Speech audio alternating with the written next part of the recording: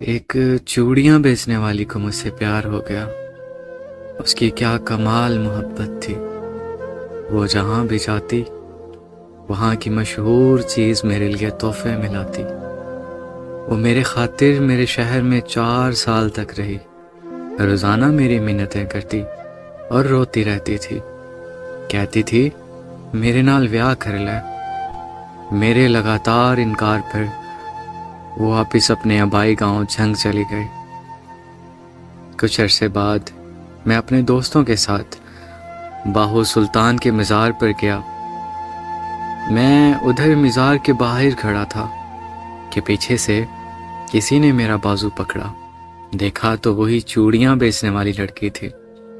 خوشی کے مارے وہ کہنے لگی کہ شہباز، میری دعا رنگ لے آئی، تیرا دیدار ہو گیا، ساڈی عید ہو گئی۔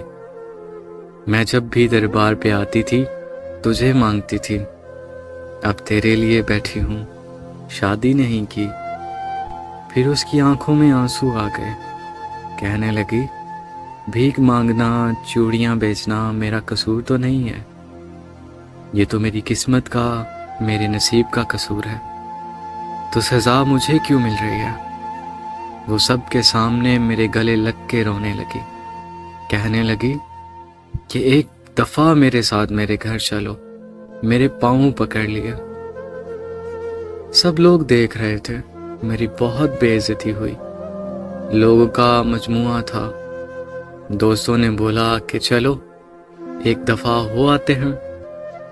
میں نے بھی ہاں کر دی تو وہ بھاگ کے گاڑی میں بیٹھ گئی۔ اس کا گھر 50 کلومیٹر دور تھا۔ سارے راستے وہ بہت خوش تھی۔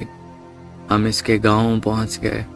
وہاں سب کے گھر کچے تھے، لیکن صفائی پکے گھروں سے بھی اچھی تھی۔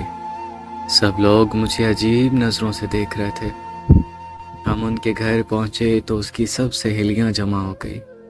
پھر اس نے ہمارے لیے کیا مزے کا کھانا بنایا۔ اس کے گھر والوں نے مجھے بتایا کہ یہ لڑکی تو سارا وقت تمہارے نام کی تسبیح کرتی رہتی ہے۔ اور پھر جب ہم واپس آنے لگے تو اس کی آنکھوں سے آنسو نہیں رک رہے تھے۔ میرے ہاتھ چوم کر کہنے لگی تیرا قصور نہیں ہے، میری قسمت کا قصور ہے جو میں چوڑیاں بیچنے والی کے گھر پیدا ہوئی۔ بڑی مشکل سے ہم سب نے اسے چپ کرایا اور پھر ہم واپس نکل آئے۔ میں کار کے شیشے میں سے دیکھ رہا تھا۔ وہ تب تک دیکھتی رہی جب تک ہماری گاڑی اس کی نظروں سے اوجھل نہ ہو گئی۔ وہ ہماری آخری ملاقات تھی۔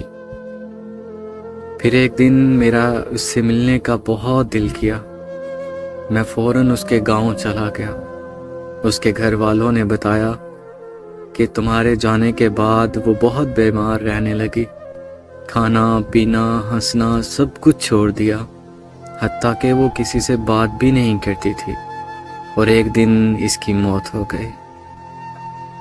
مجھے اس سے محبت تو نہیں تھی، پر میں نے آج بھی اسے روز یاد کیا ہے، اور ہر سال عید کے دن اس کی قبر پہ ضرور جاتا ہوں۔